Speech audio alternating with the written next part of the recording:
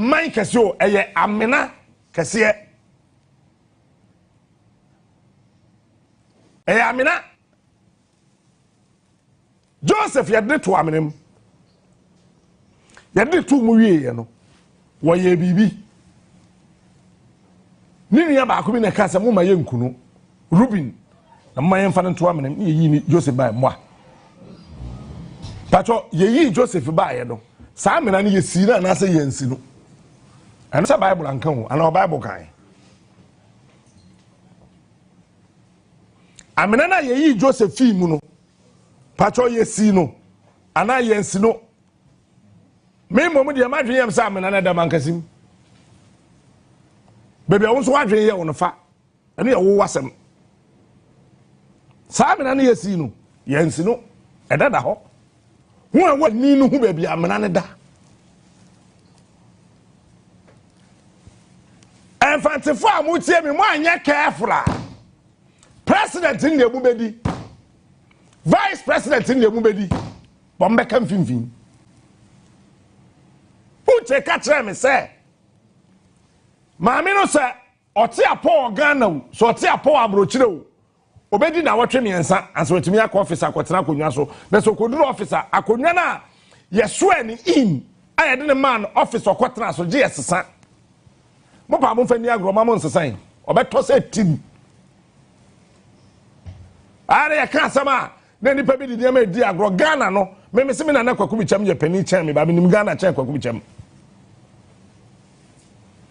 and I say uche bibi I find was a captain what the me cast man di agro 3 weeks so ba twe ne ho afisa akonwa na oteso no so wan twe ne ho. And I was surprised. That is why I'm talking about Prophet Uche this morning. I was shocked. Said no, I mean, who statement say you say vice president or co leave 3 weeks. Me am shame. So wow. Akwai Uche says are not here. Watch this. There's something that was central region for any to from Obia wedi president, vice president, ewon fantibia owieye.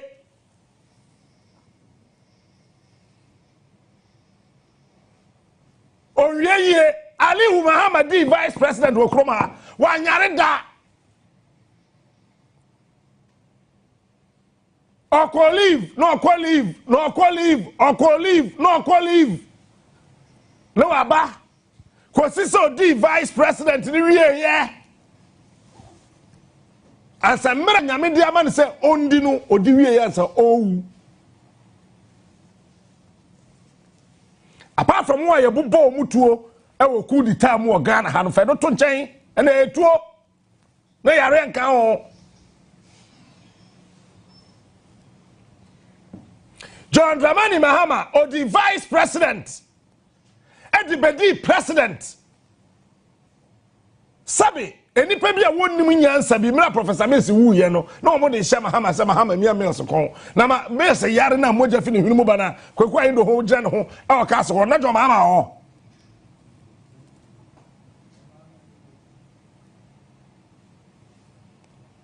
Mills or the vice president hwade di wanyare Mills no a lecturer at University of Ghana or a tax expert.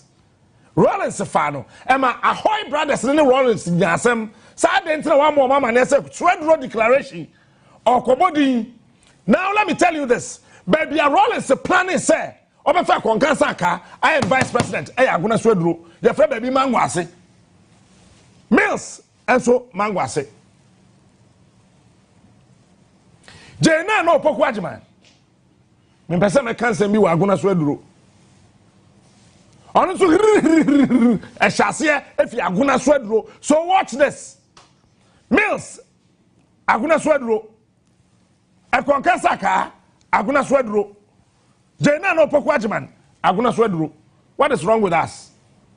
What do I say we are na da ho na da ho kwa on me be come Bank of Ghana say me rem fi here. You think that the hokwa and that hokwa we are selling now hokwa. Man, funny maybe niagro. Mills aguna so here anya no lusu election. E konkansa ka 1992 olusu election. Jena no Poku Ajman 2020 olusu election. Hey guys, come home. In fact, if I'm walking on Hano, one time ye, one refie. Mam ka fancy, one refie. E konkansa ka 1992 olusu elections.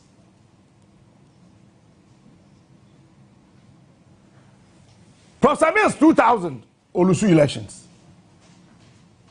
Jena no Poku Ajman 2020 olusu elections.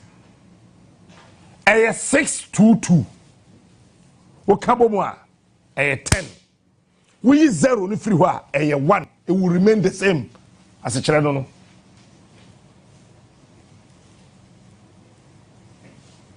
Brafie me amon komo. It is a ma ya nye careful ebe hangi e central region so. The entity say central region before in am pa de pa. Enyen kuti enyen na before wo mfimfim mantom won pa de papa enyen na won ile yeye ya won pe. Anyenyu ja. Anyenyu na ja. Because that time is close and near. When powers ni close in, ewa beyifu ewa central region na, mo be mo say. Uche si je no be di 3 weeks ewa chire ho. But oba nso. But one sha onye too strong for adwuma no. Me ye di for. Me come asem. Anti Grace so bia be kaya. De na je kufo di Kenya. Anti Grace sumaye.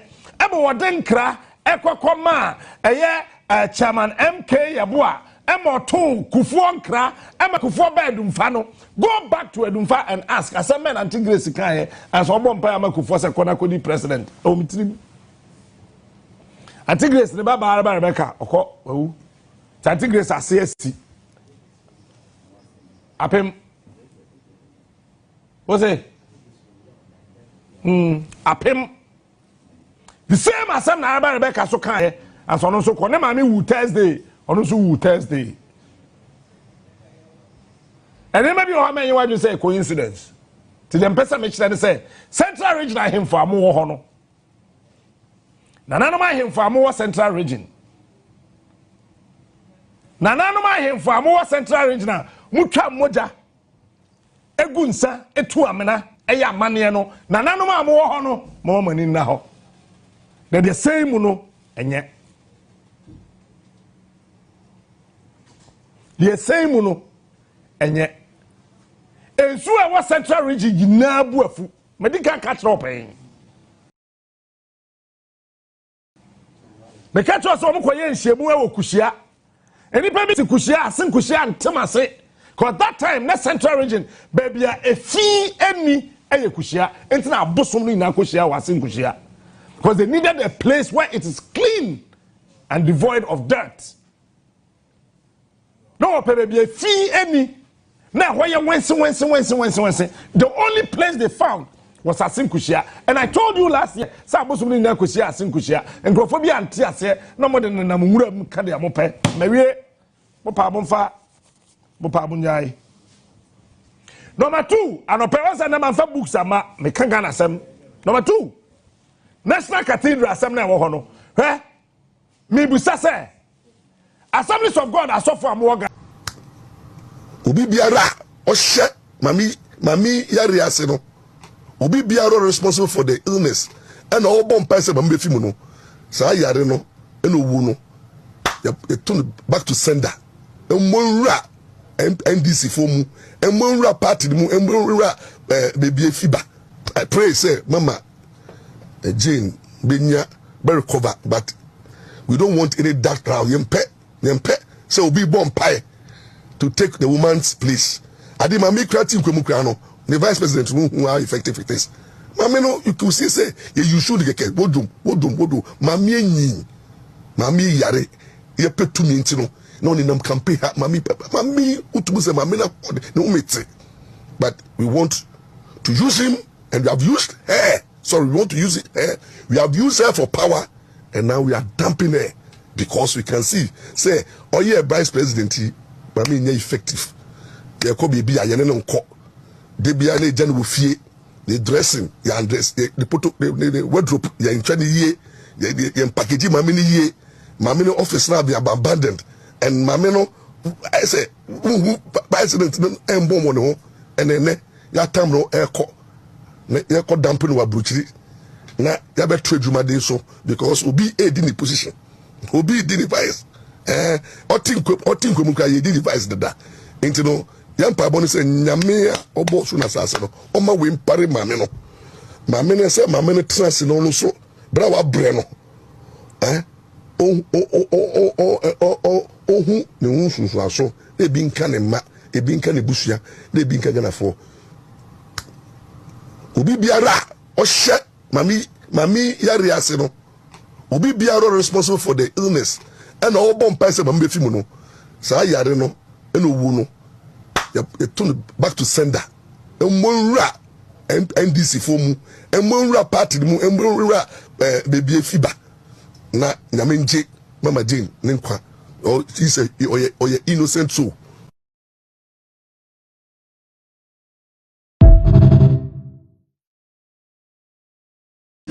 Wamo say a year my yare. Na omo de ne Echo Hospital. Ye de na ko UGMC. Ye fro ye de ne ko ba fufro. Sabinka Vice President Yaria. We wish her well. Akanya news. And we are not evil. Says a Vice President. And a baby would do quanimfia when you move. It can hold on to news near the bay. We can news near the bay. Yamranche Koba, near the Yabre. It's a Kamamia the 78 or so. Now or Yaria. We must be able to take proper care of her. So say him funny Benya Samano. Says you we are such a there's nothing wrong with it, except that we keep on telling a Ghana penny for say, when your hospitals need Sabaya, if see a trail come her, and my whole sitting president, Yaria Cheno, and not the one the luxury of time, and for now, oh, we, Professor Mills, Assembly making, yet now Hama, a former vice president, Pacosia Misata, oh, a pick up a cheap, such a sad situation because you building your facilities here, educate was see your facilities will be in best condition. Said the Baya Kama me Yaria, a common Beko, and then most modern Quabruchi. No more yen trusting them, eh, we are so, oh, real Fonsa. I showed yes. None of the India. Ukongram Nabomofoko Konfua. Udua no phone or Bekuna or Pejanesa Echeleno. The India or Pejan and Sechelenese was a walk or media. Comedian to Sau. It is Shemensa, the show so dear. I don't know Wukume. Namianam Soke, me uncle fellows of Sukwachi. The Facebook war. When him say new one to fellows of Sukwachi to Memphasa, a press release and to the Facebook war. Now, if insider report, HLSA. Mamine di kan yare tieni o omi anka no krenkyere o na saa no mo ye ku Professor Mills and this ni pabone for first class say ya me ani amre a omo de maame o be bone shoulder pad bi kina wa ku ni say do ku Professor Mills and Professor Mills yare omo timi ne koba an wonyare na hwenya no Professor Mills tumrika on the tarmac e wa bra proper insem nyina yetum papa mini mu nyina ya sama mene ye nyina ehu saa no mo de ye maame. So insider report it say maamini di kan yare ekoye no say as stroke bi tenio and o mo rush de ko UGMC University of Ghana Medical Center no mo ko ye no mo frefre a doctor for including a Dr. Serebo mu nyina efri even kolebu so mo mra behwe no onim do mo ye maame ne won to no ano mo born shoulder pad said o mo dey Professor Mills no so one nkramofo ma no MS no kwatu ba hwa nansan wo be se ne nkramofo ma akoyi ayi bi ni ade mebo a wodi a kire kwatwa mebo a satam no yare so ma ne ho to no o ma ne ho anto no said o mo dey Professor Mills eti maame ne ko ba ye no ana second was a stroke so be nyawo akobi aya na sheda monka ye de kan ma warning and after second one ne buy no it became serious so in any jurisdiction say mami emusuon kwa chire bibi ye no a doctor for mo sanction the release wa bra na mo ni se mo honto no negligence of medical doctors ese etimi si wo mo precisely so more fire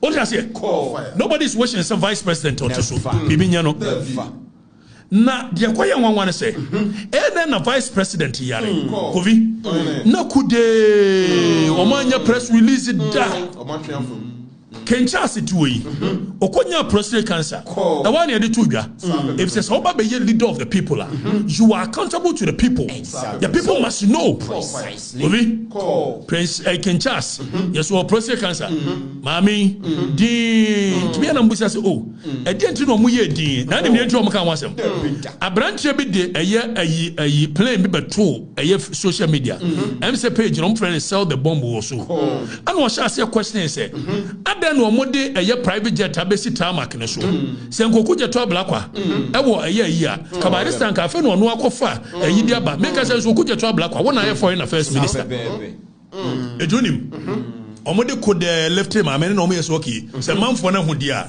we must release the entire year left him amene no to sell the bomb the kind of picture we and the one no say can someone explain why air med flight so we a medical flight you the farm ameno you the farm vice president and the koi no man can want some one release nam some go beside the entia want me release in a sec in 2016 NDC for share Steve Mallory of African Watch African Watch publication or the African Watch the Betuo and Akufo-Addo no acute cancer or acute this omubua and this for no share a year Steve Mallory man trust idea so fire anyway Mokai said the MPP campaign in jeopardy Akufo-Addo has cancer na Steve Mallory nyanchire mu nwie ade ache ya na babies with sharp teeth number 1 Felix Ofosu-Kwakye okotina TV3 yenkonko tie Felix Ofosu-Kwakye nse mu no kai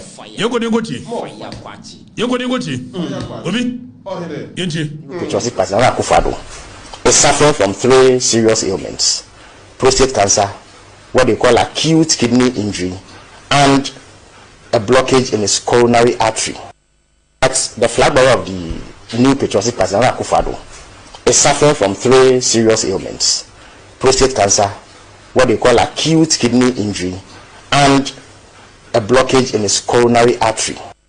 That's the flag bearer of the anyway, Felix Ofosu-Kwakye. The NTN ne want me mfa eye ma me no o release president bi on between social media wo mo call social media wo honko we say we da wa want me amfa to because so say mfunu say no mo ye na me say ma me ne vice president say himfa ne ase fakora nya ade ayaresama no a ankanya issue ne me bebusa say nanu asem no ade ne si ye yes abranche bi ekonya yare ne ade na ye hospital no wo mysterious ana na nipa ya wa baba ye foreign affairs minister okuja to ablakwa ekogina ahoko kekan brofo akase say ayi Ghana Web publication say o yamba ne eye okuja to wey eno say was study was yi anim shen no afend the cinema no na beta o eno kwani say no be say aka brofo me ana menu no but won kan okre yangongo tie do okuja to ablakwa kan ye yangongo tie enye we nya Felix Ofosu-Kwakye de no okuja to ablakwa policy of no medical treatment abroad for members of the executive, the legislature, and the judiciary with immediate effect. There is the need to implement a policy of no medical treatment abroad for members of the executive, the legislature, and the judiciary with immediate effect. Say no. Una ye foreign affairs minister. And before you bet me the mame Jane, akwa aburuchiri no. Ese wo foreign affairs minister. What now facilitating the process by releasing a note verbal or communique to a consulate. Baby, I'm modern call, and I'm no say. Matisse and go for so many call US in Yadi. Mammy in the US. Cleveland Clinic non cast woman in the corner. Or more the bigger branch in the US, but another branch in UK. So Minoka say a vice president only US or UK. Cleveland a clinic or UK. Away your insider report. So almost so we are in the side. And to Omode, my many bakwa, as we could to black as foreign affairs minister, and a relay information come your consulate.